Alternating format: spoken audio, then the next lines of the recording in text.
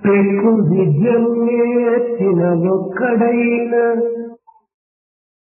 పెక్కు విద్యను నేర్చిన ఒక్కడైన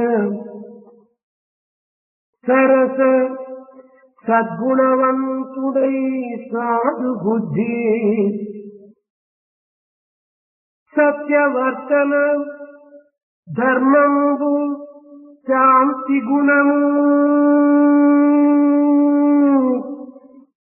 గడుపనేర్చిన విద్యార్థి కలడైనలో సత్యవర్తన ధర్మం శాంతి గుణము గడుపనేర్చిన విద్యార్థి కలడగినలో గడుపనేర్చిన విద్యార్థి కలడగినలో.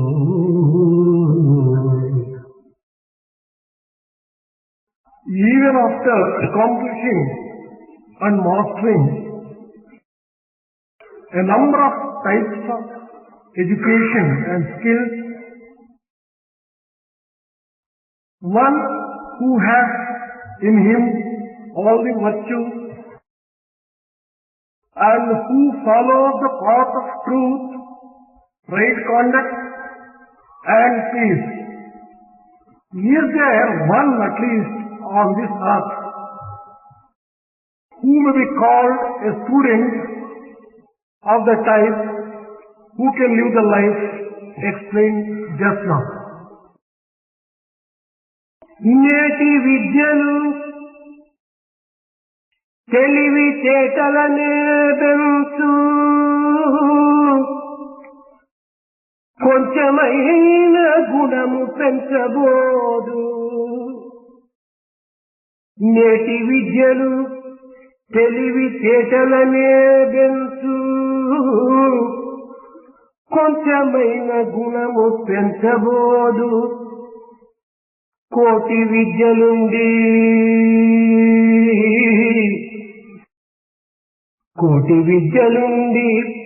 గుణము లేకున్నచో కోటి విద్యలుండి గుణము లేకున్నచో వాటి విలువ ఏటి పాలెగాదే. కోటి విద్యలుండి గుణము లేకున్నచో వాటి విలువ ఏటి పాలుగాదే. The education of today has helped to develop only cleverness and worldly wisdom, but they have not helped to foster virtues in him. Even after learning a billion types of education, if one does not have good virtues and character, all that studies and education is a sheer waste. దివ్యాత్మ స్వరూపులారా, Embodiments of divine Atma,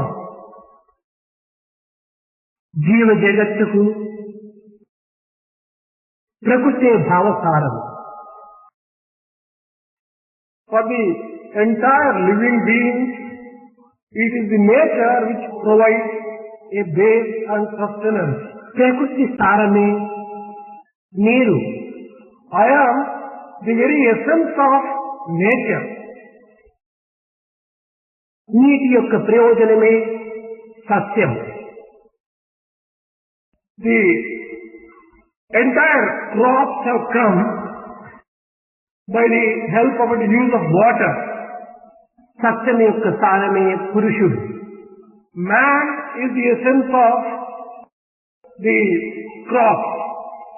పురుషుని యొక్క ప్రయోజనమే వాక్కు. Word is the manifested essence of man. వాక్కు యొక్క పటుత్వమే Rukku. Ruk is the essence of the world. Rukku యొక్క సౌందర్యమే సామము.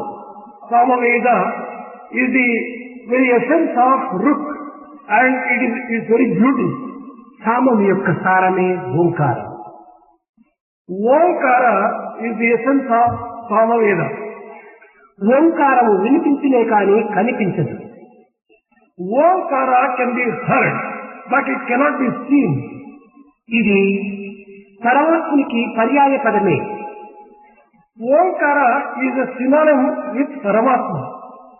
ఓంకారము లేని స్థానము కాని, A place without Omkara, ఓంకారము వినిపించని క్షణము కాని, a moment of time when you are not able to hear Omkara, ఓంకారము వ్యాపించినటువంటి యొక్క జీవ కణము కాని, any living being which is not filled with Omkara, జగత్తునందు లేదు. there is no such entity in this world. జగత్తంతైకుడును ఓంకారమయమే. The entire cosmos is filled with Omkara. ఇట్టి ఓంకారమయమైనటువంటి ఈ జగత్తునందు In a world which is permeated and filled and saturated with Omkara, ఓం ఇత్ ఏకాక్షరం బ్రహ్మ, ఏకాక్షరమైనటువంటి ఓంకారమే బ్రహ్మస్వరూపమని కూడాను it is also believed that Omkara is one-lettered Brahma. ఈ బ్రహ్మతత్వం కూడాను సర్వవ్యాపమైనటువంటి యొక్క తత్వంగా భావించుతూ The principle of Brahma Tattva should also be considered as occupying every part of the world and cosmos. అయమాత్మ బ్రహ్మ, ఆత్మ కూడాను బ్రహ్మమయమే అని, బ్రహ్మ కూడాను ఆత్మయే అని ఈ యొక్క మాండుక్యము చాటుతూ వచ్చింది. Mandukya Upanishad has been declaring that Atman is Brahma and Brahman is Atma. ఏతావాత ఓంకారము, బ్రహ్మ, ఆత్మ ఇది అభేద తత్వములు. The sum and substance of all this is the Omkara, Brahma and Atma. They do not have any difference among them. అవినాభావ సంబంధం, They are mutually related. అన్యోన్యాశ్రయం. They are mutually dependent also. అయితే ఇట్టి ఆత్మను ప్రతి మానవుడు కూడా గుర్తించడం అత్యవసరం. Every human being has to recognize this Atma. ఆత్మ ఆత్మ ఆత్మ, ఈ ఆత్మ యొక్క రూపం ఏమిటి, ఆత్మ యొక్క ప్రదేశం ఏమిటి, దీని యొక్క చిహ్నములు ఏమిటి అనేటువంటి విషయాన్ని ప్రతి మానవుడు అత్యవసరంగా గుర్తించాలి. Every human being should essentially understand the form of Atma, the place where Atma exists, the symbol which it stands for. మానవుడు నిత్య జీవితంలో 4 అవస్థలను అనుభవిస్తున్నాడు. Man has been experiencing 4 stages in everyday life. జాగ్రత్త, స్వప్నము, సుషుప్తి, తురీయం. They are the waking state, the deep sleep state, the deep dream state and the turiya state. ఇదియే ఆత్మకు 4 పాదములని కూడాను నిరూపిస్తూ వచ్చింది. These 4 stages have been accepted as 4 legs for this Atma. జాగ్రత్త వ్యవస్థ అనగా మేలుకొని ఉండుట. Jagrata Avastha or waking state refers to a state when we are awake. ఈ స్థితిలో ఆత్మ బహిర్ముఖమై ఉంటాది. In this particular state, the Atma is extrovert. కన్నులు రంగులను చూడగలుగుతుంటాయి. Eyes will be able to recognize the color. చెవులు మంచి చెడ్డల శబ్దములు వినగలుగుతుంటాయి. Ears will be in a position to hear good or bad things that are uttered. నాలుక రుచులను చూడగలుగుతుంటాది. Tongue would be able to enjoy the taste. నాసికము సుగంధములను అనుభవిస్తూ ఉంటాది. Nose would be able to smell good smell as well as bad. ఈ విధంగా పంచభూతముల యొక్క ప్రభావము నిత్య జీవితము లోపల బహిర్ముఖమై తమ తమ కర్తవ్యమును వర్తిస్తూ ఉంటాయి. In this way, the senses will be enjoying the 5 elements when they are extrovert and when they are going outside into the world. ఈ ఆత్మ వ్యక్తిగతము కాక సమష్టితో అనుభవిస్తూ ఉంటాయి.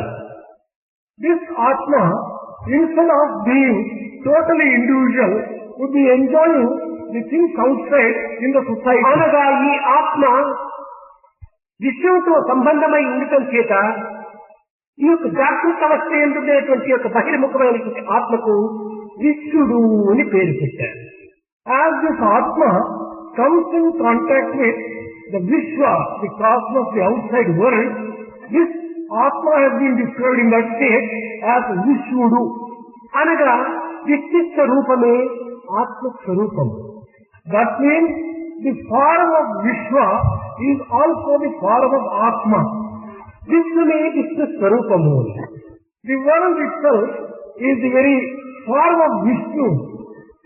కనుకనే ఋషికేశ సేవనం అనేటువంటిది మనం అత్యవసరంగా మనం భావించాలి. Therefore, we should consider worshipping as a very important part of our life. దీనిని భక్తి భావముతో ఋషికేశ సేవనం భక్తి దృష్టితేనే.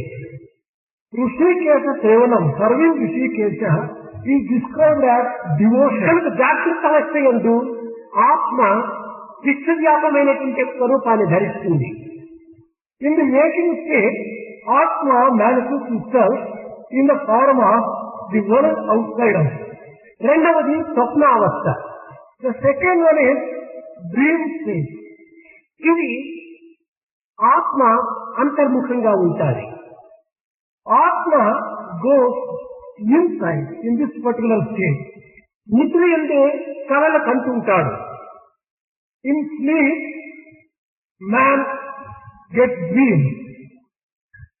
అయితే కర్మేంద్రియములు ఈ స్వప్నావస్థ యందు ఏమాత్రం కూడా తమ పనులు తాము చేయవు. The external sense organs, they would not be performing their duties when one is in this sleep state. అంతరింద్రియములు మాత్రమే ఇందులో జాగ్రత్తగా ఉంటుంటాయి. The inner sense organs alone will be awake and performing their duties. ఇందులో కేవలము మనోబుద్ధులు మాత్రమే తమ పనులను తాము చేస్తుంటాయి. In that state, it is only mind and intelligence which will be active. ఇది సమష్టి స్వరూపమును విస్మరించి వ్యక్తి స్వరూపంలో అతి జాగ్రత్తను మెరుగుతూ ఉంటాయి. In that state, in the given up, its association with the outside world, and it will be totally individualistic in its experience. ఒక రూమునందు 10 మంది పవడించి ఉండినప్పటికీ ఎవరి కళ వారికే గాని ఒకరికొకరికి ఏమాత్రము సంబంధం ఉండదు. Even if 10 people are sleeping in one room, each one will have his own individualized experience in this sleep state. కనుక స్వప్నావస్థ యందు వ్యక్తిత్వమును మాత్రమే అనుభవిస్తుంది కానీ సమస్యని ఏమాత్రం కూడా అనుభవించడానికి వీలుండదు. In the dream state, therefore, it will be totally an individual experience which is all to itself, not coming in contact with the world outside. ఈ స్వప్నావస్థ యందు కేవలం తేజస్వరూపుడై ఉండటం చేతనే ఆత్మకు స్వప్నావస్థలో ఉండినటువంటి దాన్ని తైజస్సుడు అని పిలుస్తూ వచ్చారు. In dream state, this Atma he has been described as Taijasa. ఇంకా నిద్రావస్థ సుషుప్తి అన్నారు. సుషుప్తి, సు అనగా మంచి, శుక్తి అనగా నిద్ర. గాఢ నిద్రకే సుషుప్తి అని పేరు. The next one is Sushupti. This stands for deep sleep state. ఈ గాఢ నిద్రలో కేవలము సూక్ష్మేంద్రియములు కూడాను ఏమాత్రము పనిచేయవు. In deep sleep state, even the subtle, the inner sense organs also will not be functioning. ఇది కేవలము మనస్సు కూడాను ఆత్మలో లయమై ఉంటాయి. Mind also would have been merged in Atma in that state. కనుక ఈ ఇంద్రియముల యొక్క సంబంధం ఏమాత్రం కూడా దీనికి ఉండదు. కర్మేంద్రియము కానీ జ్ఞానేంద్రియములు కానీ దీనికి ఏమాత్రము సంబంధం కలిగి ఉండదు. Mind would not be in association with either karmendriyas, the external sense organs or the inner sense organs. కనుక ఈ సుషుప్తి యొక్క స్థాయిలో ఆత్మ ప్రజ్ఞతో కూడి ఉండటం చేతనే ఇందులో ఇతనికి ప్రాజ్ఞుడు అని పేరు వచ్చింది. In this state, Atma will be enjoying prajna, a source of awareness, and therefore it has been described as prajnudu in that state. ఇంకా తురీయము, తురీయమనగా సూర్యము అనగా 4వ స్థానము దీనికి అర్థం. The next state is Turiyamu. It is the 4th state. ఇందులో జీవుడు దైవంతో లీనమై ఉంటాడు. In this state, the individual soul would have established a total union with God. అందులో ఇక్కడ జీవబ్రహ్మ ఐక్యానుసంధానాన్ని అనుభవిస్తుంది. The individual Atma will be enjoying oneness with the Atma, and కానీ దేహ బుద్ధితో చూసినప్పుడు ఇది సమస్తుగా ఉంటుంది. But when you see it from the point of view of the physical state, the external body point of view, ఆత్మ బుద్ధితో చూసినప్పుడు ఇది కేవలము తన్మయత్నంగా ఉంటుంది. if you see it from the point of view of Atma, you see ecstasy. మొదటిది విస్మృతి, రెండోది విస్మృతి. First one is Vismruti, the second one is Visruti. అనగా మనము దేహ బుద్ధితో చూసినప్పుడు ఇది కేవలము ఒక సమస్తుగానే రూపొందుతుంది. Seeing from the bodily point of view, he would be in a state of inertness, samas. కానీ తురియ స్థితిని మనము ఆత్మబుద్ధితో చూడాలి. Actually, we have to see from the point of view of Atma, this Turiya state to understand it అప్పుడే correctly. దీని యొక్క సమాధి స్థితిని మనం అనుభవించటకు వీలవుతుంది. Then only we will be able to enjoy the state of Samadhi in that Turiya ఈ state. తురియ స్థితిని సమాధి అని కూడా పిలుస్తూ వచ్చారు. Turiya state also has been described as state of Samadhi. ఇది మానవుని పరమావధి. This is the very purpose of the goal of man's life. ఈ జాగ్రత్త యొక్క సుషుప్తి తురియావస్థలు ఆత్మకు 4 పాదముల వంటివి. These 4, waking state, dream state, deep sleep state and Turiya state are something like 4 feet. అదే విధముగానే ఓంకారములకు కూడాను 4 పాదములు ఉన్నవి. In the same way, even for Omkara, there are 4 feet. అకార, ఉకార, మకార, ఆ మాత్రలు అనేటువంటి 4. Those 4 are Akara, Makara, Ukara and Amatra. ఈ ఆమాత్మ స్థితియే తురియ స్థితిని కూడాను భావిస్తూ వచ్చారు. This Amatra state is also being considered as Turiya state. ఈ అకారం అనేటువంటిది వాంగ్మయమైనటువంటి యొక్క వాంగ్మయమై జగత్తంతా వ్యాపించినటువంటిది. This Akara is in the form of sound permeating the entire world. కనుకనే ఇది విశ్వస్థాయికి చేరినటువంటిది కనుకనే ఇందులో దీనికి కూడాను విశ్వడు అని కూడా చెప్పవచ్చును. As this is associated with the entire universe, which is also another name for Vishwa, is also called Vishwudu. కారణమేమనగా ఇది శబ్ద బ్రహ్మంతో కూడినటువంటిది. The reason as to why it is associated with Vishwa is, it is associated with Shabda Brahma. ఉకారం అనేటువంటిది ఉచ్చారణ. Mukara stands for utterance, pronunciation. ఇది దివ్యత్వమైనటువంటి ఈ తేజస్సుతో కూడినటువంటిది. This is associated with divine radiance, resplendence. ఇంకా మకారము ఓంకారములోని గణపతి పదము. Makara, third one in the Omkara. ఇది ప్రజ్ఞతో కూడినటువంటిది. This is associated with prajna. అకారము, ఉకార, మకారముల యొక్క మూడింటి యొక్క చేరికనే The bringing together or putting together of Akara, Ukara and Makara, ఆమాత్మ స్థితి అని పేరు పెట్టారు. this particular state is described as Amatra. దీనినే ఓంకారము అన్నారు. This is being called Omkara. ఈ 4 కూడాను ఓంకారములకు 4 పాదములు. These 4 may be described as 4 feet for Omkara. కనుకనే మానవత్వం నందు చక్కగా విచారించినప్పుడు ఆత్మ అంటే ఏమిటి? If you want to inquire carefully with reference to humanity, what is this Atma? ఆత్మ అనగా వాక్కు, Atma refers to the word, శరీరము, the body, ప్రాణము. the principle of life. మూడింటి యొక్క ఏకమే ఆత్మ, ఐకమత్యమే అనగా మూడింటి యొక్క చేరికనే ఆత్మ. Coming together of all these three will be described as Atma. ఇందులో మనస్తత్వము దేహంతో కూడి ఉంటుంటాయి. In this particular, in the whole thing, mind is associated with the physical body. ఈ వాక్కు తేజోమయమైనటువంటిదిగా ఉంటుంది. This sound of the word would be full of tejas. ఈ యొక్క మనస్సు అన్నమయమైనటువంటిదిగా ఉంటుంది.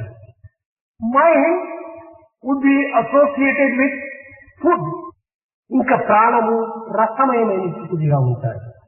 Prana would be associated with rasa or water. తేజోమయమైనటువంటి వాక్కు, అన్నమయమైనటువంటి యొక్క శరీరమును, రసమయమైనటువంటి యొక్క ఈ యొక్క తేజస్సులో అనగా మా వాక్కునందు చేరిపోతూ ఉంటుంది, బ్రహ్మమునందు చేరిపోతుంటాది.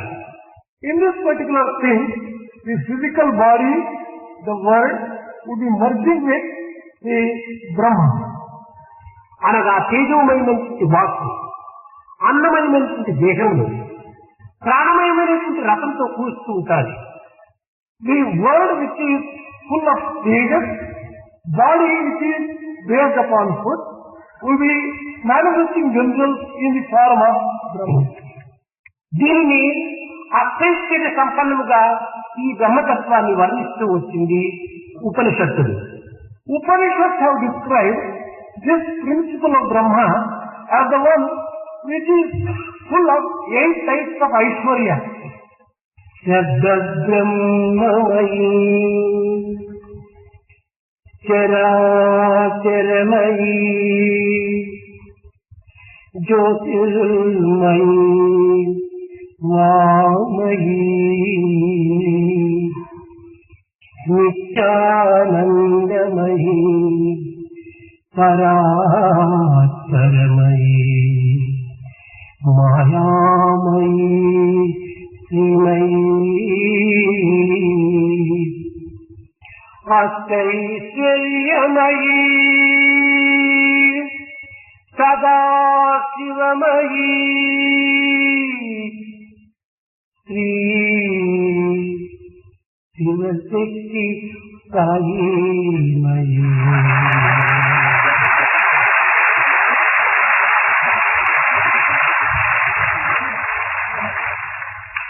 These 8 forms of Brahmana, Shabda Brahma, Charachara Brahma, Jyotit Brahma, Vasmayi, Nityanandamayi, Paratparamayi, Mayamayi, Srimayi, and all these 8 types of prosperity are also associated with Shiva, who is most auspicious always, and that is the very form of ఈ ప్రపంచమునందు Saimayi. ఈ ప్రపంచమునందు బ్రహ్మ కాని పదార్థం ఒక్కటి కూడా లేదు.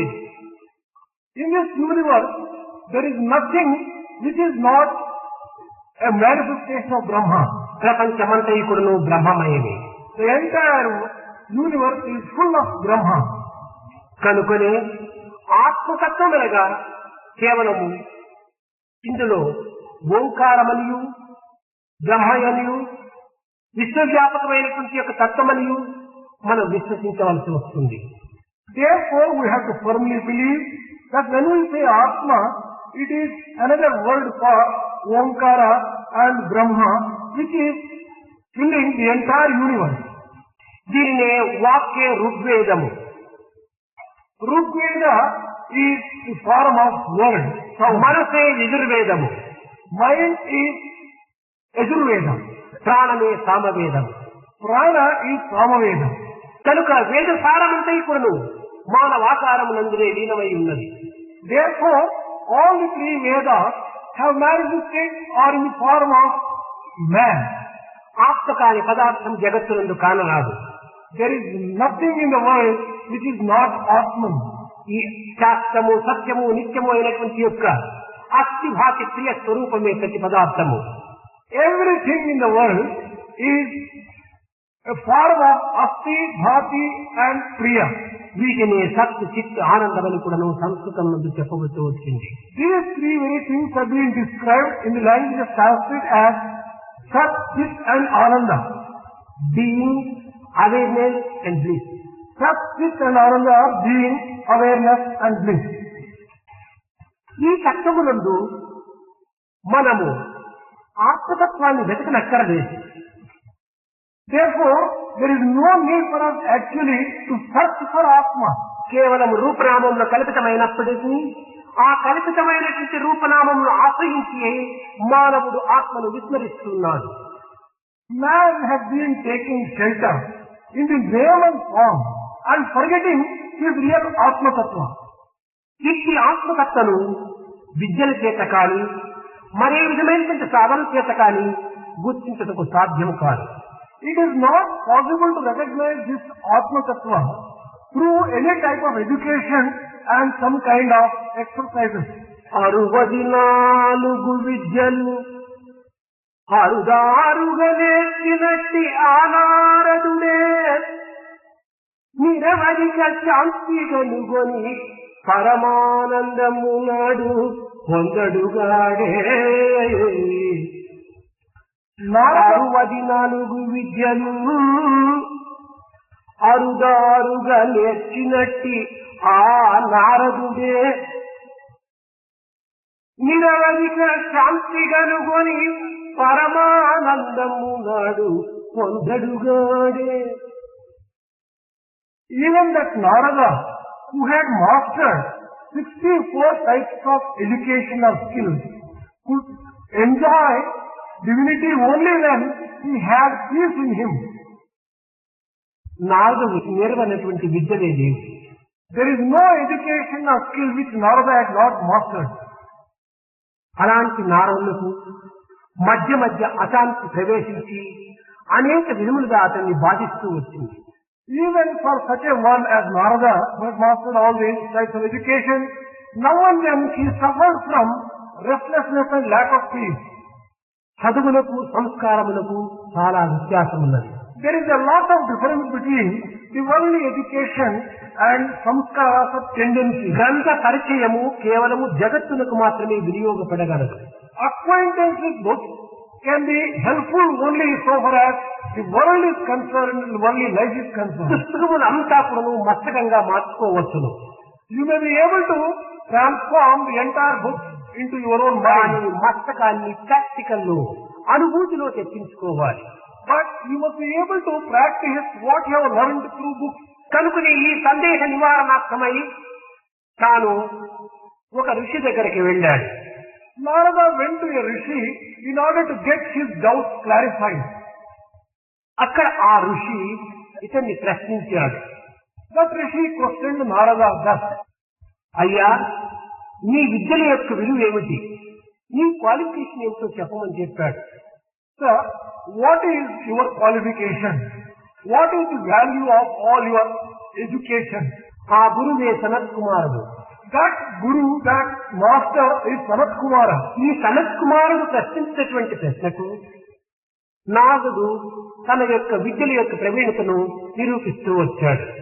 Narada began explaining the education which he has acquired as an answer to the question put by Sanat Kumara. విన్నంత వరకు విన్నాడు సనత్ కుమారుడు. Sanat Kumara heard patiently for a long time. కడపటికి పెదవు విరిచాడు అని. ఇంకేనా నీ యొక్క విద్యల యొక్క సారము అని. Then, after hearing all that was explained, Sanat Kumara expressed a sort of అతను విన్నంత dissatisfaction. వరకు కూడాను నారదుని యొక్క గర్వము మితిమీరిపోతూ వచ్చింది. ఆహా, నా యొక్క విద్యల యొక్క ప్రవీణతను ఈ యొక్క సనత్ కుమారుడు మహాగురువు వింటున్నాడు కదా అని ఆనందించాడు. As long as Sanat Kumara was hearing the description of Narada about his accomplishments and mastery of education, Narada was feeling highly satisfied and very proud that even Sanat Kumara is listening to all the skills which he has learned. ఇదంతా నారదుడు ముగించిన తర్వాత సనత్ కుమారుడు ప్రశ్నిస్తున్నాడు. After Narada completed his narration, Sanat Kumara put నీ విద్యలన్నీ కూడా నామమాత్రమే అన్నాడు. the types of education which I have learned is only for the sake of namesake education. మహర్షి, నామములకు మించినటువంటిది ఈ జగత్తునందు కలదా అని ప్రశ్నించాడు నారదుడు. Narada questioned Sanat Kumara, Maharshi, is there anything greater than name? పిచ్చివాడా, నామమే ప్రధానమని ఆశిస్తున్నావు, భ్రమిస్తున్నావు. కాదు, నామముల కంటే గొప్పని వాక్కు అన్నాడు. Sanat Kumara said, well, there is something greater than name, and that is word. Word is greater than name. వాక్కు కంటే గొప్పది మనస్సు. Mind is greater than word. మనస్సు కంటే గొప్పది సంకల్పము. Sankalpa is greater than mind. సంకల్పముల కంటే గొప్పది చిత్తము. Chitta is greater than sankalpa. చిత్తముల కంటే గొప్పది బలము. Strength is greater than chitta. ఈ బలము కంటే గొప్పది పృథివీ. The earth is greater than all the strength. ఈ పృథివీ కంటే గొప్పది అన్నము. Food is greater than the earth. ఈ యొక్క అన్నముల కంటే గొప్పది జలము. Water is superior to జలము కంటే గొప్పది తేజస్సు. Tejas is greater than even water. తేజస్సు కంటే గొప్పది ఆకాశము. Sky is greater than fire. ఆకాశం కంటే గొప్పది శృతి. Smriti is greater than even sky. ఈ శృతి కంటే గొప్పది ప్రాణము. Prana is greater than Smriti. ప్రాణమే తల్లి, ప్రాణమే తండ్రి, ప్రాణమే గురువు, ప్రాణమే బంధువు, సర్వము ప్రాణమయమే.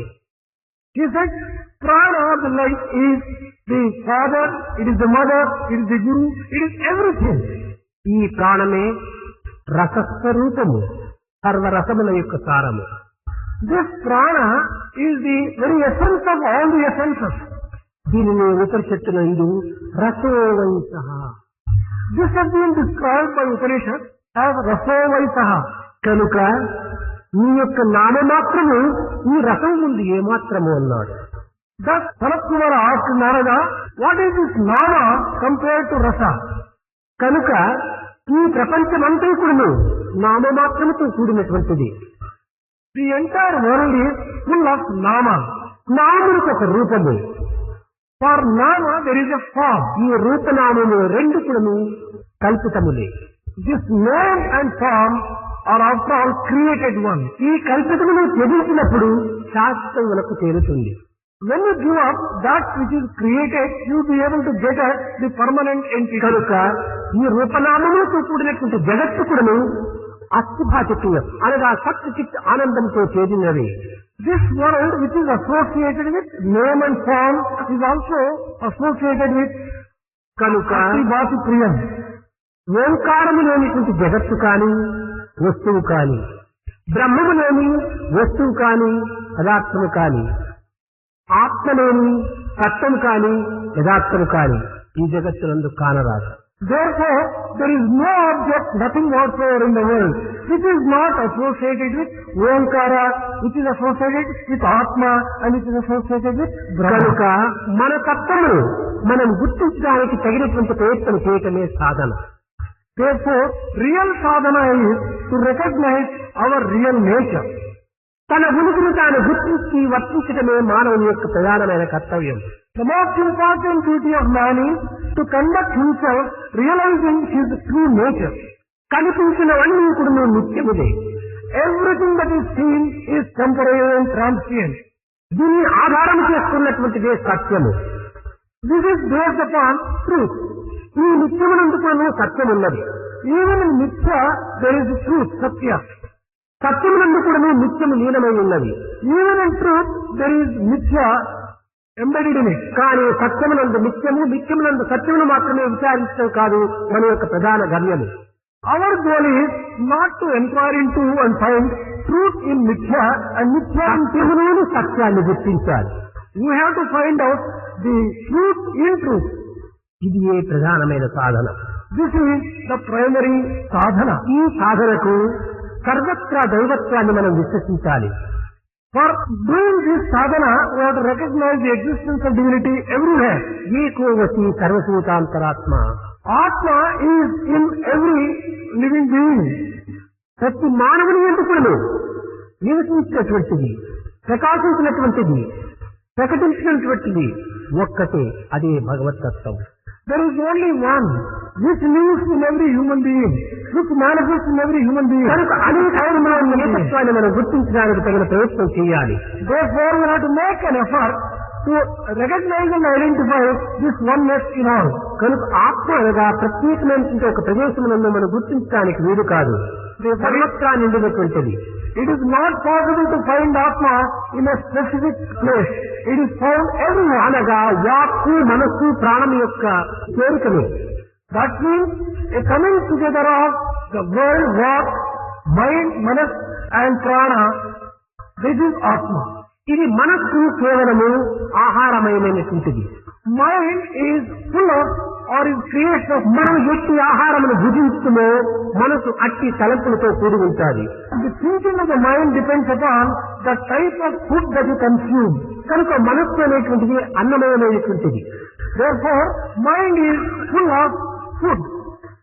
కనుక ఈ అన్నమయమైనటువంటి మనస్తత్వాన్ని వాక్మయమైనటువంటి దానితో బాంధవ్యం కలిపి తద్వారా ప్రాణమయంతో మనము ఏకం చేసినప్పుడే ఆత్మస్వరూపాన్ని దర్శించగలము. We would be able to get a vision of Atma when we bring together mind which is the form of food. అనగా మూడింటి యొక్క ఏకత్వమే ఈ ఆత్మస్వరూపం. Atma is the form which combines in itself these three aspects. G O D ఈ మూడక్షరములు చేర్చినప్పుడు ఏ విధంగా God అని మనం అనుకుంటున్నామో అదే విధంగానే వాక్ ప్లస్ మైండ్ ప్లస్ ప్రాణం ఈజ్ ఈక్వల్ ఆత్మ అని. Just as putting together these three letters G-O-D are considered as God, putting together walk, the world, mind and prana together will be equal to God. ప్రపంచమంతయు కూడినటువంటిది matter. Matter is in the entire world. కనుకని ఈ matter గానే మనం ఉంచకూడదు. దీనికి నిత్యమైన సత్యమైనటువంటి ఒక తత్వాన్ని దీనికి చేర్చాలి. We should not allow the matter to remain as a matter. అదే జగత్తనగా ఏమిటి? Matter plus being is called nature అని. What is nature? Nature or the world is matter plus being is called nature. This is called nature. కనుక ప్రపంచం అంటే ప్రత్యేకంగా లేదు. ఈ ప్రపంచంలో మ్యాటర్తో పదార్థములతో ఆత్మ కూడి ఉంటున్నది. Therefore, in the world, you will not be able to just get Atma separately. When the matter comes together with Atma, that is the world, that is the universe. ఈ సత్ అనేటువంటి లేకుండా ఈ యొక్క అనిత్యమైనటువంటి యొక్క ప్రకృతి మనకు కానరాదు. Without Sat being the basis, you would not be able to just have a correct view of the matter. మార్పు చెందినటువంటి పదార్థముతో మార్పు చెందినటువంటి యొక్క దైవత్వం చేరి ఉంటున్నది. The matter which undergoes change is associated with God, which does not change at all. దాన్ని ఈనాటి సైంటిస్ట్ అంతా కూడా మ్యాటర్ అండ్ ఎనర్జీ అన్నారు. Scientists of today have discovered that as matter and energy. Energy అనగా శక్తి అని. Energy refers to Shakti or power. ప్రతి పదార్థమునందు కూడా దానికి సంబంధించినటువంటి శక్తి ఉంటున్నది. In every object in the world, it has its own power, its own strength. కనుక energy అనేటువంటి యొక్క మ్యాటర్ లేదు. There is no matter which does not have energy in it. అదే విధంగానే ఆత్మ లేనటువంటి స్థానము, ఆత్మ లేనటువంటి రూపము, ఆత్మ లేని పదార్థము జగత్తు నందు లేదు. In the same way, there is no object, no being who do not have Atma in it. కనుక యుక్తి అనంతాత్మమైనటువంటి ఆత్మతత్వాన్ని గుర్తించినప్పుడు సర్వము మనకు అర్థమవుతుంది. When we recognize Atma which is infinite, then only we will be able to understand everything. అంతా ఒక్కటే. There is only one, everything is one. నేను వేరు, నీవు వేరు కాదు. I am not different and you are not different from me. దేహములు వేరుగా ఉండవచ్చును. The physical bodies may be different. పేర్లు వేరుగా ఉండవచ్చును. The names may be different. కానీ అందులో ఉండినటువంటి యొక్క దివ్య శక్తి ఒక్కటే. But the bodies which embody that divine essence is one. ఇక్కడ పెద్ద లైట్ బంచి ఉంటుండాలి. Here you can see this big light. కానీ అక్కడ ఓంకారంతో వెలుగుతుండాలి light. there is one light Onkara at the other end. కొన్ని చిన్న చిన్న బల్బ్స్ అంతా వెలుగుతుండాలి. There are quite a few small bulbs also which are lighting. అక్కడ పెద్ద పెద్ద ట్యూబ్స్ అంతా వెలుగుతుండాలి. There are tube lights also there. ఆ ట్యూబ్ యొక్క రూపము, ట్యూబ్ యొక్క నామము ప్రత్యేకంగా ఉంది. The form of the tube light and the name are different. ఈ దీపం యొక్క రూపము, నామము వేరుగా ఉంటుండాలి. Similarly, this fire it has a different name and a ఆ form. దీపం యొక్క రూపము, నామము వేరుగా ఉంటుండాలి. That light also has a different name and a కానీ form. అన్నింటి యందు కరెంటు ఒక్కటే. But inside everything, there is only one type of current. అదే విధంగానే మానవుని యొక్క ఆకారమును, నామమును ప్రత్యేకంగా ఉండవచ్చును, భిన్న భిన్నములుగా కనిపించవచ్చును. కానీ అందరి యందు కూడాను దైవత్వం అనేటువంటి ఆత్మతత్వం ఒక్కటిగానే ఉంటుండాలి. In the same way, there may be different names for human beings, different forms are seen. But inside each human being, there is only one divinity which is permeating. Bulbs లోపల కలర్స్ ప్రత్యేకంగా ఉండవచ్చును. In the bulb, the color of the bulb may be a little different. ప్రత్యేకంగా ఉండవచ్చును. There may be a difference even in terms of the voltage of the bulb. ఇంత మాత్రం చేతనే మనము భేదమును పాటించరాదు. But just because of such difference of superficial, we should not really consider them as different. లోపల ఉన్నటువంటి శక్తి తత్వం ఒక్కటే. Inside, the power which runs through అదే is the faith. ఆత్మ, That is Atma. అదే బ్రహ్మము, That is Brahma. అదే ప్రణవము. That is Pranava. కనుక ప్రణవం వేరు, బ్రహ్మం వేరు, ఆత్మ వేరు కాదు. Therefore, Pranava, Atma and Brahma are not really different from each other. అద్వైత స్థితులు. There is no difference at all in between them. దీనికి మరొక ఉదాహరణము. There is one more example for this. ఉదయించేటువంటి యొక్క సూర్యుని యందు 3 రంగులు ఉంటున్నాయి. In the rising sun, there are 3 types of colors. ఎరుపు, నలుపు, తెలుపు. They are red, black and white. ఇవి ఉదయించక పూర్వము నలుపుగా ఉంటాయి. Before sun rises fully, it will be అది చీకటి అంటాం మనము. that we call it as darkness. కనుక నా ఉదయించే సమయం లోపల అది కొంచెం ఎర్రని రంగుగా మారుతూ వస్తుంది. As sun starts emerging, then it will be, the color will change into red color. కానీ అది పూర్తి ప్రకాశించినప్పుడు అది తెల్లని రూపం ధరిస్తుంది. When the sun begins shining fully, the color changes into white color. అదే విధంగానే ఆత్మ ఒక్కొక్క స్థాయి ఉండినప్పుడు ఒక్కొక్క రూపాన్ని ధరిస్తుంటాడు. జాగ్రత్తలో ఒక రూపమును, స్వప్నంలో మరొక రూపమును, సుషుప్తిలో మరొక రూపమును ధరించినట్టుగా ఉదయించక పూర్వము, ఉదయించే సమయంలో, పూర్తి ప్రకాశించే సమయంలో ఈ యొక్క సూర్యుని రంగులు ఏ విధంగా మారుతుందో, సూర్యుడు ఒక్కడే ఏ విధంగా ఉండగలడో, అదే విధంగా ఆత్మ ఒక్కటే అయి ఉండినప్పటికీ వివిధ స్థాయి యందు, వివిధ కాలములందు, వివిధ స్థితుల యందు ఈ ఆత్మ యొక్క రూపములు ప్రత్యేకంగా మారుతుంటాయి. Just as sun will be having different colors, although sun is one, depending upon in what stage he is, whether he is before emerging into and then immediately after he just seen when he shines full blown. Similarly, Atma also, depending upon the state, మనకు సులభంగా కొన్ని అర్థం చేసుకునే వాళ్ళనన్నా పుట్టినప్పుడు చిన్న బిడ్డ, అది child అన్నారు. another thing which can enable us to understand clearly is take the help of a child. వాడు 10 సంవత్సరములు అయ్యేటప్పటికీ వాడిని బాయ్ అంటున్నాం. At its birth, we describe that as a child. After 10 years, we call it a boy. వాడే 35-40 years age వచ్చినప్పటికీ వాడిని man అంటున్నాం. When he reaches the age of 35, we call him man. కానీ అతనే 75 years, 85 years వచ్చినప్పుడు grand father అంటున్నాం. When the same person reaches the age of 75 or 85, కానీ ఒక్కడే అయినప్పటికీ అవస్థల చేత, దీని రూపనామముల చేత అనేక విధమైన మార్పులు కలుగుతుంటాయి. the individual person is one, but depending upon the different states, you give different names. జాగ్రత్త, స్వప్న, సుషుప్తి, తురియం. These 4 may be Jagrata, Swapna, Sushupti and Turiya. ఈ 3 రకములైనటువంటి తత్వములు మన నేత్రములు యందే కనిపిస్తూ ఉన్నాయి. These differences are seen only in our eyes. కనుక ఆత్మస్వరూపమైనటువంటి యొక్క వాక్కు, మనస్సు, ఈ యొక్క ప్రాణము. వాక్కు తేజోవంతంగా ఉంటుంటారు. మనస్సు అన్నమయమైనటువంటి కనుక నల్లని రంగుగా ఉంటుంది. వాక్కు ఎర్రని రంగుగా ఉంటుంటుంది. ప్రాణము తెల్లని రంగుగా ఉంటుంది. Similarly, the Atma may have these three different forms. What? That is word, manas, mind and prana, this life principle.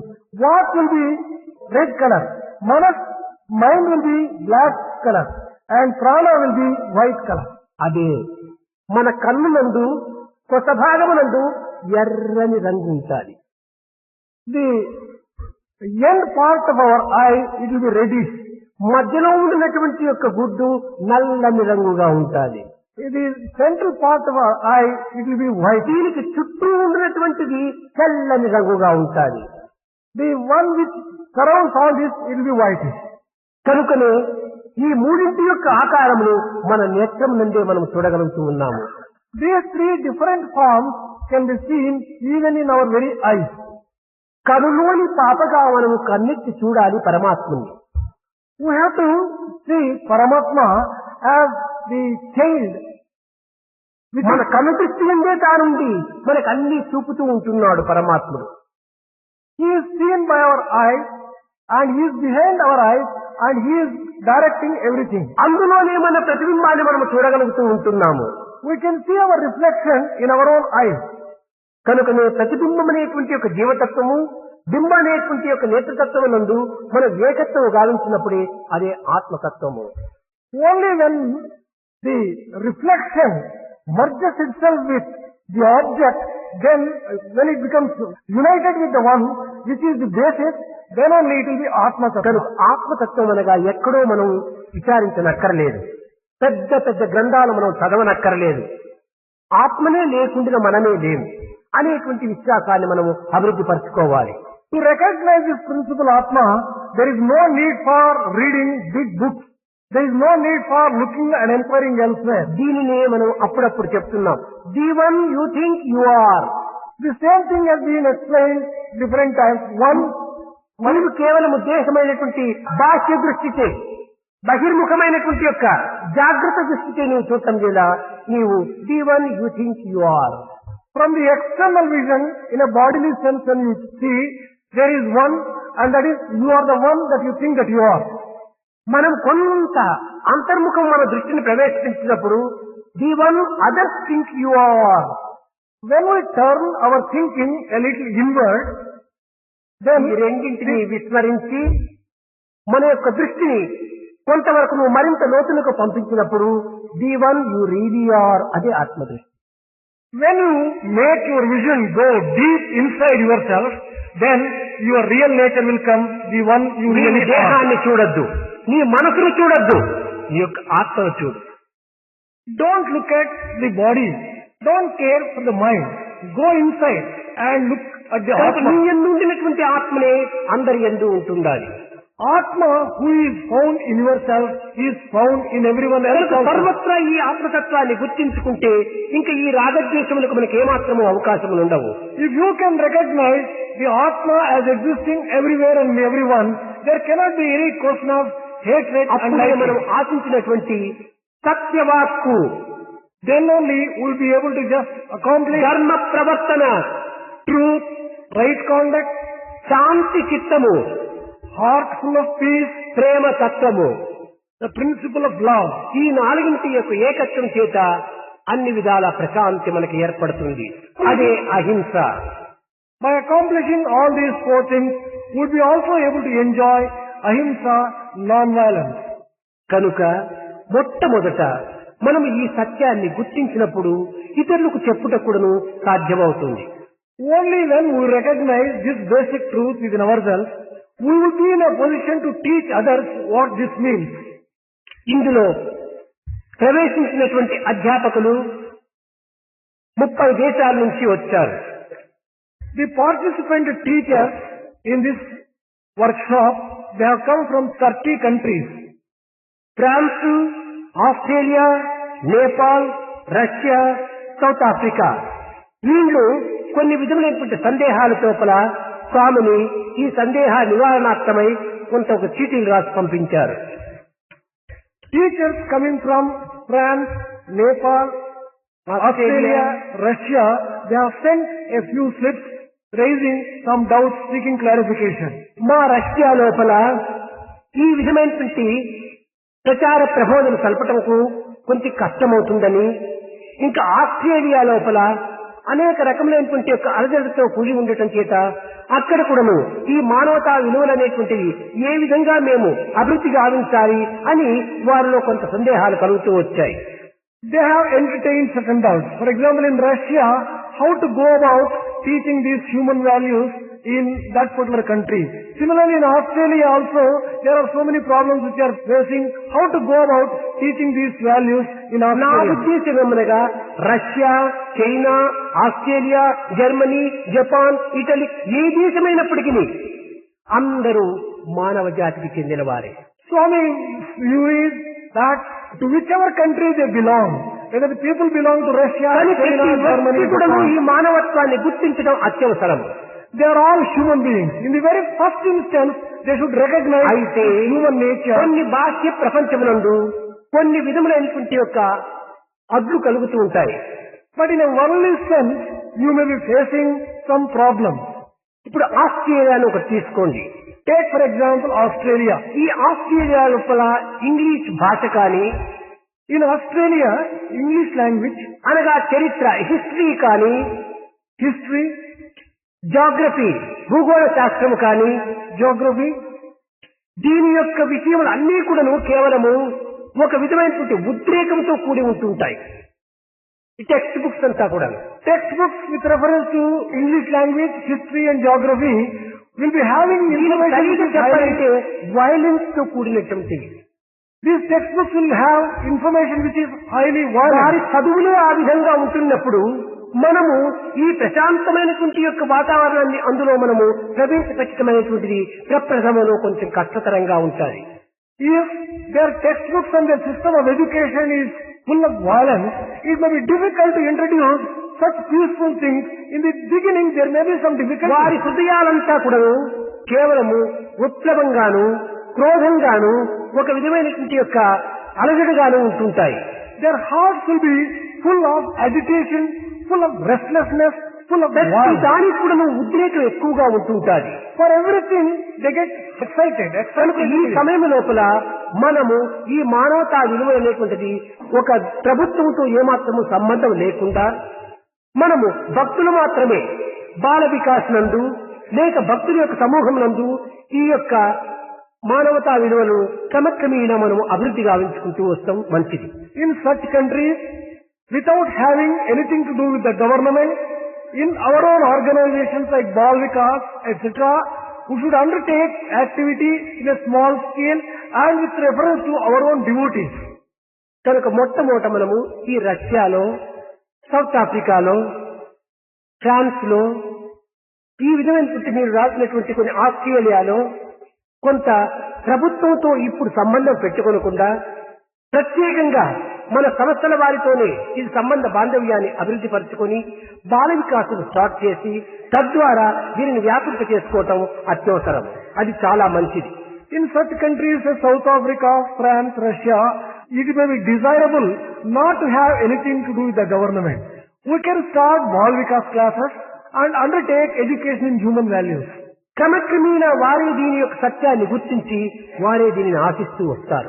Gradually, the governments also will realize their worth and their value. They themselves will seek such things to be కేవలం introduced. Sathya Sai education and human value అంటే వారు ఏమిటో ఇది భారతదేశంలో ప్రత్యేకంగా ఒకటి ప్రారంభించినటువంటి సంస్థ ఏమో అనుకుంటారు. కనుక వారు క్రమక్రమేణా దీనిని అర్థం చేసుకోవటం వరకు కూడాను మనము దీనిని మన సంస్థల ద్వారానే మనం కొంతవరకు అభివృద్ధి గావించుకోవటం ఉత్తమం. When the governments hear the name such as Satyasai Education in Human Values, they may be thinking that this is an organization which is relevant and useful only for Bharat. They may not be understanding. In the beginning, therefore, we will have to undertake this in Bal Vikas classes and develop our own activities in a gradual way. కొంత నేపాల్ నుంచి వచ్చినటువంటి teachers అందరికీ ఈ నేపాల్ ప్రభుత్వం అనేటువంటిది ఈ విధమైనటువంటి యొక్క హ్యూమన్ వాల్యూకు తగినటువంటి అవకాశం ఇస్తుందో ఇవ్వదో అనేటువంటి అనుమానాస్పదంతో వారు స్వామిని ప్రశ్నిస్తూ వచ్చారు. Some teachers have come from Nepal with entertaining certain doubts whether the Nepal government would allow the education in human values to be introduced in that particular country, have expressed their doubts to Swami. ఇంకా కొంతమంది టీచర్లకు చిన్న చిన్న పిల్లలకు ఏ విధంగా మేము బోధించాలి, వారికి సరైనటువంటి సత్యము, ధర్మము, శాంతి, ప్రేమ, అహింస ఈ భావములు వారికి ఏ విధమైనటువంటి మార్గంలో మేము అందించాలి అని కొంత సందేహంతో రాస్తూ వచ్చారు. A few other teachers have raised the question as to what method should we use to teach small children these great values such as truth, right conduct, peace, non-violence and love. ముఖ్యంగా అధ్యాపకుడు ఈ సత్యమును తమ ఆచరణలో పెట్టడానికి మొట్టమొదట ప్రయత్నించాలి. Primarily and basically, the teachers will have to practice the చూసినది చూచినట్టుగా, విన్నది విన్నట్టుగా, చెప్పినది చెప్పినట్టుగా, చేసినది చేసినట్టుగా చెప్పటం సత్యమని ఈ ప్రాకృతమైనటువంటి ఈ జగత్తునందు దీనిని విశ్వసిస్తూ ఉంటారు. In a worldly sense, people believe truth as uttering whatever you have seen as you have seen, and whatever you have heard as you have heard, whatever you have noted as you have noted. Things as they are, so the senses must be expressed in that particular sense. That is called truth. ఇది కొంత ప్రమాదములకు గురి అవుతుంది. This may lead to some problems. ఎత్తనగా దీనినే అనేక విధములుగా కూడాను భగవద్గీత యందు కూడాను గీతాచార్యుడు చెప్పాడు. అనుద్వేగకరం వాక్యం సత్యం ప్రీతి హితం చేస్తే, సత్యమైనప్పటికీ అది ప్రీతిగాను హితంగాను. Even in Bhagavad Gita, Gitacharya has declared, even if you are telling truth, truth must be told in such a way that సత్యం సత్యమని అది కొంచెము ఇతరులకు బాధ కలిగించేటువంటిది, అప్రీతి కలిగించేటువంటిది మనం చెప్పకూడదు. it must be pleasant, it should not be hurting. Such hurting and unpleasant things need not be told. దీనినే సత్యం బ్రూయాత్, ప్రియం బ్రూయాత్, న బ్రూయాత్ సత్యం అప్రియం. The same thing has been just said, that speak the truth, speak it pleasantly, don't speak unpleasant truth. ఒక చిన్న ఉదాహరణ ఉంటుండాలి. One small example. ఒకడు చక్కగా నడువు లేనిటువంటి పరిస్థితిలో ఉంటుంటాడు. కాలు కొంచెం ఒక పోలియోలో ఏదో వచ్చి కొంచెం నిశ్శక్తితో ఉంటాది. Let us say that there is a person who is lame, who might have suffered from polio, and therefore he is not in a సరిగా position to walk. నడచలేడు. He can't walk straight. ఇది సత్యమే. This is truth. కానీ కాలు లేనటువంటిది సత్యమే అని, నడచడం చేత కాదని సత్యమని, ఇది ఓ కుంటివాడా రా అంటే వానికి ఎంత బాధ కలుగుతుంది. While it is a fact that he is not able to walk, he is lame in fact, calling him as, oh lame person, you come here, would be rather hurting to him. కనుక ఈ సమయం లోపల సత్యమైనప్పటికీ అతని పేరు పెట్టి మనం పిలుస్తాం. ఒరే బ్రదర్ కమాన్ అని పిలుస్తాం. ఈ రకంగా మనం పిలవచ్చును. కానీ ఈ సత్యమైన ఓ గుడ్డివాడారా, ఓ కుంటివాడారా, ఓ నల్లటివాడారా అంటే వారికి చాలా బాధ కలుగుతుంది. ఇది సత్యమైనప్పటికీ ఈ యొక్క దీన్ని మనం ఈ రకంగా మనం ఉపయోగించరాదు. Suppose you are calling a person who is blind, who is dark complexion, or who is lame, if you call him as such, it is rather hurting. On the other hand, if you call him as, oh brother, you come here, or if you call him by his name, then it would be rather pleasant and it would be acceptable to him. వానికి ప్రియం కదా అనుకుని మనం అసత్యంతో వాడిని వర్ణించి పైకి ఎత్తరాదు. Another extreme is to make it very pleasant to him, you should not utter lies and praise him. ఈ సత్యాసత్యములకు రెండింటికి కొంతవరకును కొంచెం సందిగ్ధావస్థ కలిగినప్పుడు నీవు కొంతవరకు సైలెంట్ గా ఉండటం మంచిది. When you are not able to decide whether you have to utter the truth which is pleasant or whether you are going to utter an untruth, the best thing is observe silence. కనుక పిల్లలు యందు ఈ సత్యమును ఏ విధంగా వారికి బోధించాలంటే, నాయన సత్యం అనేటువంటిది భగవత్ స్వరూపం. When you are teaching the children, you will have to teach the children, a child, truth is the embodiment of God. ఎందుకు ఇతరులను బాధించక ఉన్నది ఉండినట్టుగా నీవు చెప్పడంలో కూడాను కొంచెం ముందు వెనుక యోచన చేసుకుని దీన్ని ఉపయోగపెట్టుకోవాలని చెప్పాలి. Under whatever circumstances you are speaking, you have to speak truth which is pleasant, should not hurt. సత్యం ప్రారంభంలో మనకు కొంతవరకు కష్టం కలిగిస్తుంది. In the beginning, to speak truth, it may be a little difficult. కానీ క్రమక్రమేణా అది మనకు సహజమైపోతుంది. Gradually, it becomes your second nature. సత్యము నిజంగా సత్యాన్ని విచారిస్తే ఇది త్రికాల భాగ్యం సత్యం. ఇది మూడు కాలములకు అతీతమైనటువంటిది. Truly speaking, truth transcends all the three times. ఇప్పుడు మనం మనము చెప్పేటువంటి సత్యములంటే సత్యంగా మనం భావిస్తున్నాం. కాదు కాదు, ఇవి నిజము అని చెప్పవచ్చు. Uttering things which are facts may be called as facts, but it cannot be called the truth. ఇప్పుడు నేను చూసినప్పుడు ఆ వ్యక్తి ఒక టోపీ వేసుకున్నాడు, ఒక స్వెటర్ ధరించాడు.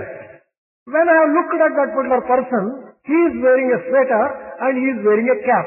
నేను చూసినప్పుడు టోపీ పెట్టాడు, స్వెటర్ వేసుకున్నాడు. At that particular point of time when I looked at him, he was wearing cap and sweater.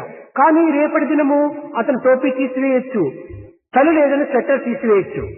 But tomorrow the same person might remove the cap and also the sweater. కాదు కాదు, అతను టోపీ ధరించి sweater వేసుకున్నటువంటి వాడు నేను చూసినాను, అది సత్యం అంటే అది సత్యం కాదు, అది నిజము. తాత్కాలికంగా నీవు చూసినప్పుడు ఏ డ్రెస్ లో ఉన్నాడో దాన్ని నిజమంటారు. సత్యం అంటే అది కాదు. భూత భవిష్యత్ వర్తమాన కాలం ఎందుకు కూడాను ఒకే రూపాన్ని ధరించినటువంటిది సత్యం. This person who changes the dress the next day cannot be described by the same cap and sweater person. కనుక సత్యం అనేటువంటిది రెండు రకములుగా మనం ఈనాడు జగత్తులో అనుభవిస్తున్నాము. దేహ బుద్ధితో అనుభవించేటువంటి సత్యము ప్రాపంచిక సత్యము, ఆత్మబుద్ధితో అనుభవించేటువంటి సత్యము దైవ స్వరూపము. Truth which is experienced in a physical bodily sense is only truth. Truth which is experienced with reference to Atma and with Atma sense, that is real truth. కనుక ఈ పిల్లలకు ఇప్పుడు మొట్టమొదట ఈ దేహ బుద్ధితో సంబంధమైనటువంటి ఒక సత్యాన్ని మనం బోధిస్తూ రావాలి. In the beginning stages, while teaching children, we have to teach children which is with reference to the physical body alone. కొంతమంది అధ్యాపకులు ఈ బాల బాలికలను ఏ వయసు వరకు కూడాను అనగా కో ఎడ్యుకేషన్ చేర్చి మనము పాఠములు చెప్పటం మంచిది అని ప్రశ్నించారు. One more question from a few teachers is, till what age in one's life can there be co-education? ఈ కో ఎడ్యుకేషన్ అనేటువంటిది మన సత్సాయి బాల వికాస్ నందు కానీ హ్యూమన్ వాల్యూలో కానీ నా ఉద్దేశము 5 మొదలుకొని 12-14 సంవత్సరం వరకు మాత్రమే వారిని ఇరువురిని చేర్చి బోధించడం మంచిది. Swami views that between 5 and 12 or 14, there could be Balvikas classes or EHV organized on co-education basis. అందున ఈ బాల వికాస్ టీచర్స్ చాలా వరకు స్త్రీలు అధికంగా ఉండటం చేత ఈ పెరిగేటువంటి పిల్లల యొక్క పరిస్థితులను స్త్రీలు అరికట్టడానికి సాధ్యం కాదు.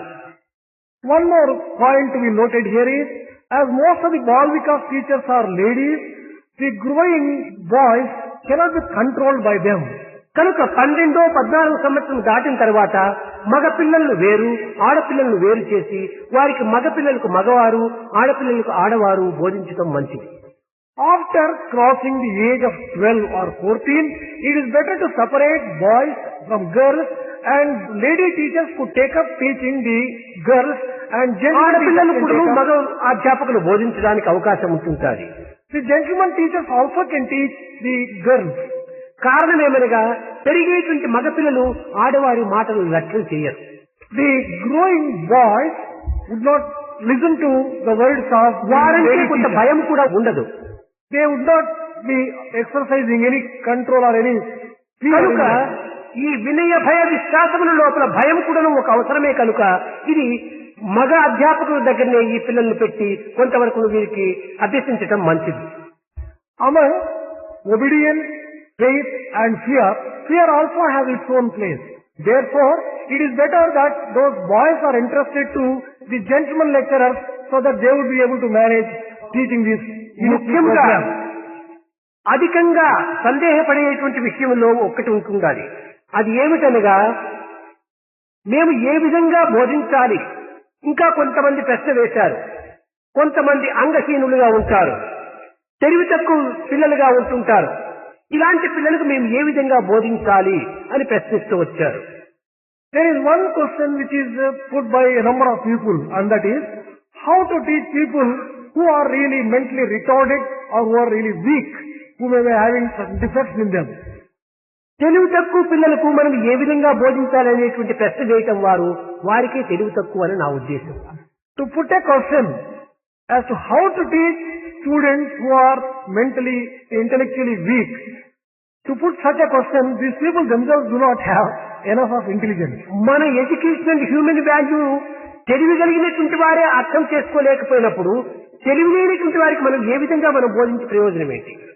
If people who are having normal intelligence, etc., if they themselves cannot understand our education, human values, what is the use of teaching those children who కనుక are mentally మొట్టమొదట retarded? ఈ తెలివితేటలు కలిగినటువంటి వ్యక్తుల లోపల తగినటువంటి యొక్క భద్రతను మనం అభివృద్ధి పరచుకుందాం. In the very first instance, we have to develop our program. తెలివితేటలు లేనటువంటి బిడ్డలకు మంచి చక్కగా వారికి ఉత్సాహకరంగా వారికి నిరుత్సాహపరచలేనటువంటి యొక్క చిన్న చిన్న కథలు గాను భగవత్ యొక్క చరిత్రలు గాను వారికి బోధించడానికి ప్రయత్నించాలి. The education in human values program can be given for children who are quite normal and people who are mentally retarded or a little weak. You can tell some stories and ఈ certain అంగహీనమైనటువంటి యొక్క బిడ్డలను తెలివి తక్కువైనటువంటి బిడ్డలకు వారి అంగహీనమైనటువంటి యొక్క స్థితిని మర్చిపోయేటువంటి యొక్క కథలుగా వారికి బోధించాలి. For people who are physically handicapped, you have to give stories which will make them forget their own weaknesses and develop certain amount of confidence in themselves. నాయన నీవు ఈ అంగహీనుడని నీవేమాత్రం యోచించనక్కర్లేదు. దైవ సృష్టిలో ఇది కూడా ఒక సాధారణ నిమిత్తమై ఏర్పడింది అని వాళ్ళకి చక్కగా ఉత్సాహ ప్రోత్సాహాన్ని అందించేటువంటి చిన్న చిన్న కథలుగా వారు చెప్పి వారికి భగవత్ విశ్వాసాన్ని అభివృద్ధి పరచడానికి తగిన కృషి చేయాలి. Oh child, don't feel sorry that you are physically handicapped. Well, even that may be meant for your own good. It can be used as sadhana. And that way we have to fill in them faith in God and give them a lot of encouragement and self-confidence. భారతీయుల యొక్క చరిత్ర యందు సాధు సంతులు ఉండేటువంటి వారిలో అనేక రకమైనటువంటి యొక్క ఆదర్శవంతమైనటువంటి జీవితాన్ని అనుభవిస్తూ వచ్చారు. Among the saints in the history of Bharat, there are quite a few saints who have different approaches towards things and life. భగవంతుణ్ణి ప్రేమించి అనేక విధములుగా తనను ప్రార్థించి తనను పొందే నిమిత్తమై అనేక సాధనలు సల్పినటువంటి వాడు Surdas. Suradas is one who loved God dearly and who undertook different types of sadhana and who enjoyed the ఒకనొక devotion సమయంలో of God. కృష్ణుడు ప్రత్యక్షమయ్యి సూరదాసు నన్ను చూడాలనుకుంటున్నావా? నీకు కన్నులు లేవు, కన్నులు ఇచ్చేదా అని ప్రశ్నించాడు. Once it so happened, Krishna appeared before Suradas and addressed him, well, do you want that I should give you the eyes back? He was a blind person. Krishna ఇంకా నన్ను మాయలో ముంచుతున్నావా? ఈ చర్మ చక్షువులతో చూచేటువంటి యొక్క చూపునా? కాదు కాదు, నా అంతర్ముఖమైనటువంటి యొక్క జ్ఞాన చక్షువు నాకు ప్రసాదించమని కోరాడు. Suradas addressed Krishna, Krishna, are you still testing me and putting me back into the delusion and illusion? Is the sight which is visible for this eye, is that the real world? You give me the inner eye. Through which I ప్రపంచంలో can have. కన్నులున్నటువంటి వారు ఎన్ని కోట్ల మంది లేరు, వారంతా నిన్ను చూస్తున్నారా? How many crores of people are there in the world who have got the physical eyes? Are ఈ they ప్రపంచంలో caring for you? శ్రోత్రములు ఉన్నటువంటి వారు ఎన్ని కోట్ల మంది లేరు, వారందరూ నీ మురళిగానమును వింటున్నారా?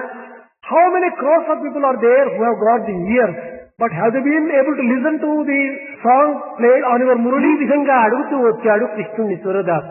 కళ్ళుండి గ్రుడ్డులై కళ్యాణకరమైన నీ మూర్తి దర్శింప నేరైరి.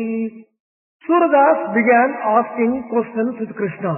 There are so many people who have got the eyes, but they have not been able to get a beautiful vision of the dear Lord. చెవియుండి చెవటులై అతి మనోహరమైన నీ గానమాలింప నేరైరి.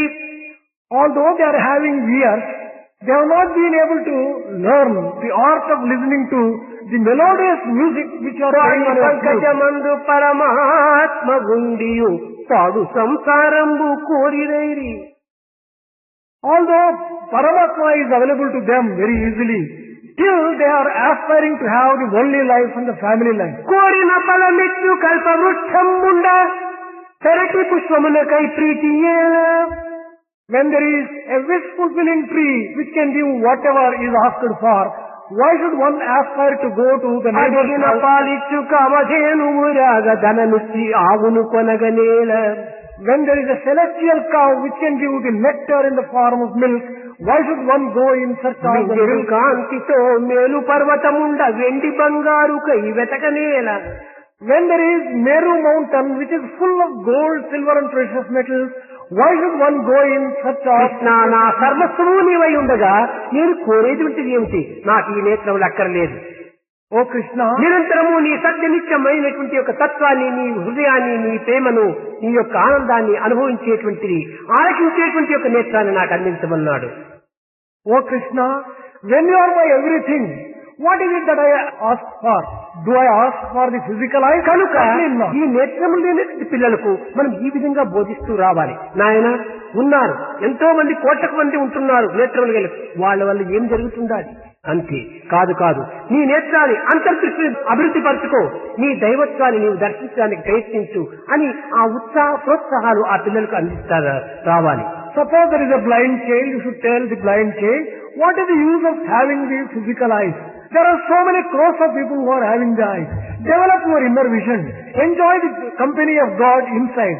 That way you should speak to them encouragingly, filling them. కనుక అధ్యాపకుడు ఏ ఏ స్థాయిలో, ఏ ఏ వ్యక్తికి, ఏ ఏ పరిస్థితులు యందు ఏ విధంగా బోధించాలనేటువంటి విషయము తప్పక వారి తెలివితేటలను కూడా కొంచెం ఉపయోగపెట్టి దానిని గుర్తించి వర్తించడానికి ప్రయత్నించాలి.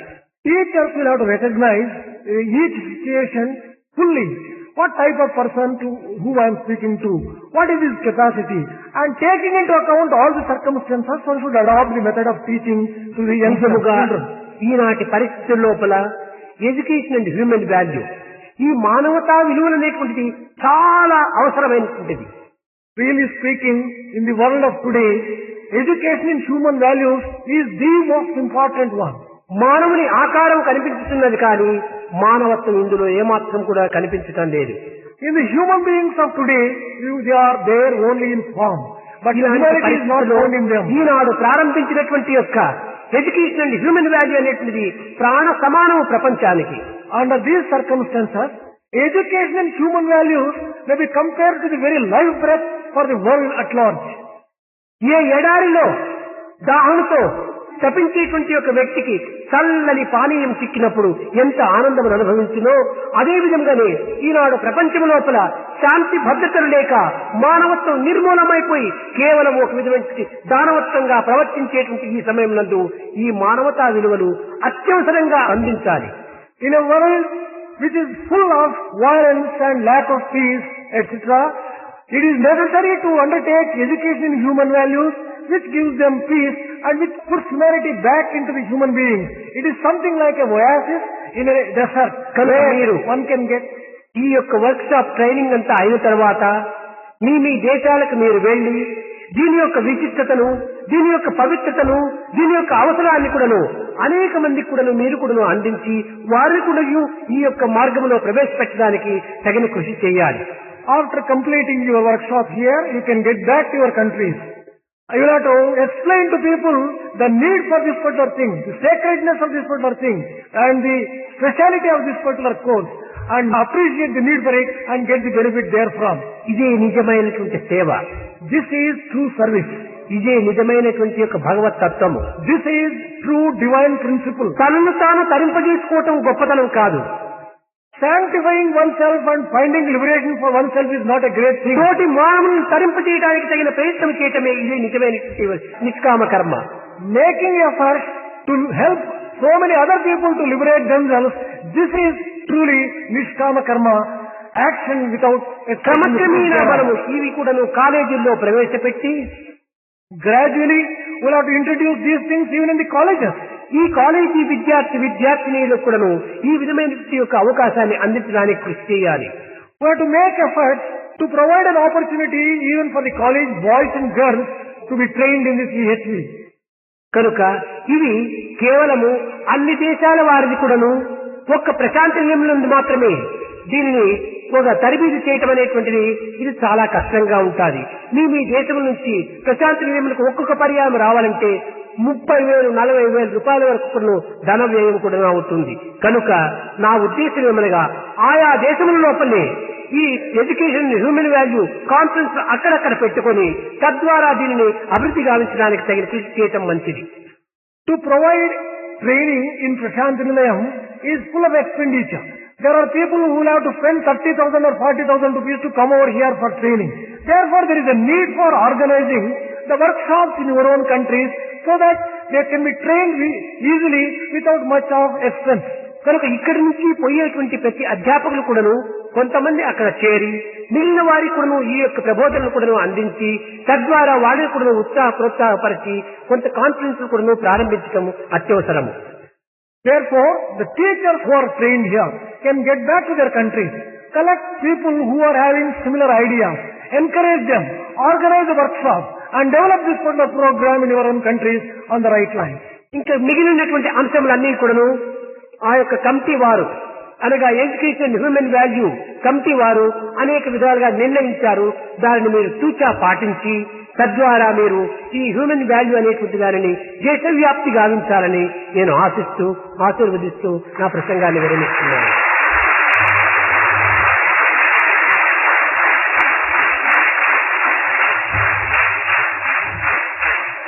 There are a few other doubts which are expressed.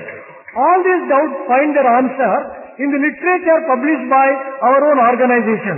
They'll have to go to the literature, carefully understand those things, get their doubts clarified, undertake the activity with full earnestness, spread this EHV all over the country. Thus Swami is bringing his divine discourse to a close. प्रेम मुदित मन से कहो राम राम राम राम राम राम राम राम राम राम राम राम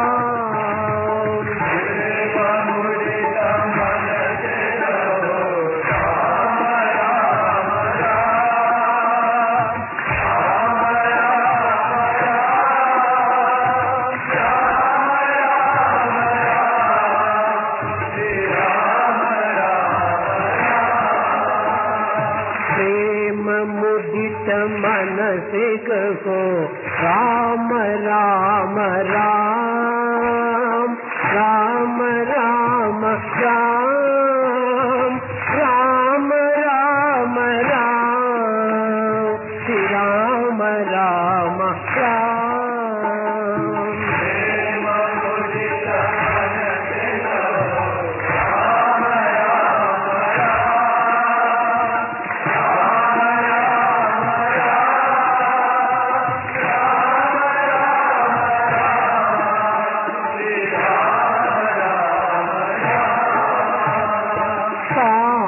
कटे दुख मिटे लेत राम नाम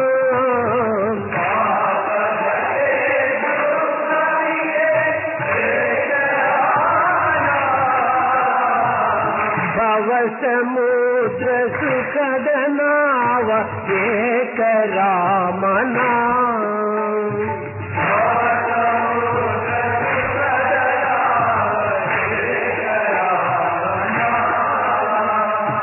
परम शांति सुख निदान दिव्य राम नाम परम शांति सुख निदान दिव्य राम नाम निराधार को आधार एक राम नाम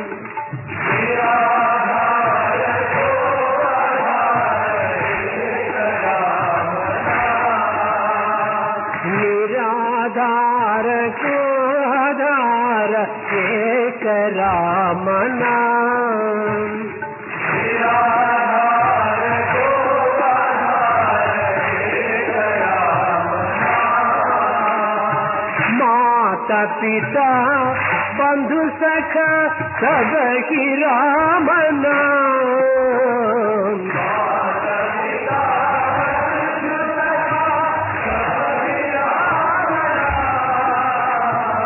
भक्त जनर जीवन धन एक राम नाम भक्त जनर जीवन धन एक राम नाम राम राम राम